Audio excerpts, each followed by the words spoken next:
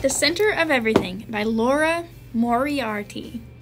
This is a novel about a mother, Tina, and her daughter, Evelyn, living in a low-rent apartment complex in Kerrville, Kansas.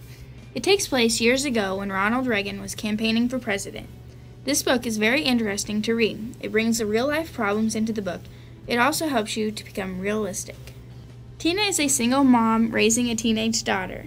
Tina has gone through many struggles with relationships. She had a bad relationship with Evelyn's father, who is no longer in Evelyn's life. She also had a bad relationship with her own father.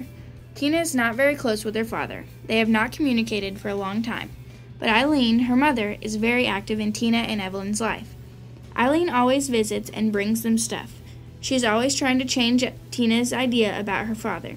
She wants Tina to let him in so he can be a part of both her and Evelyn's lives. Tina and Evelyn don't live in the best of conditions.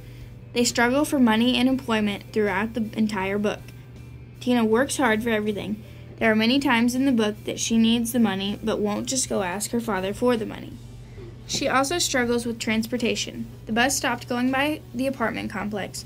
When she did have a job, she was very close with her boss. He often picked her up for work and gave her rides home. He ended up giving her his old car. The relationship that formed between them later in the book caused Tina to abandon Evelyn when she needed her the most. Luckily, Eileen was there to help Evelyn, but Evelyn didn't agree completely with everything that Eileen believed in. Eileen had a very narrow mindset about what was right and what was wrong. This left Evelyn with creating her own sets of beliefs. Evelyn went through high school by herself.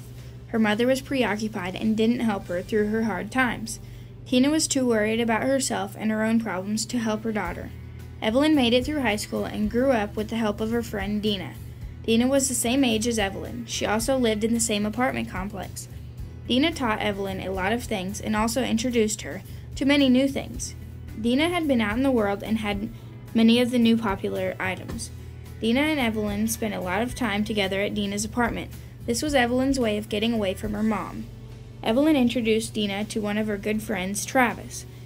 Evelyn grew up with Travis, who also lived in the same apartment complex. Dina and Travis took extreme interest in each other. They ended up dating and doing things that they would come to regret as teenagers.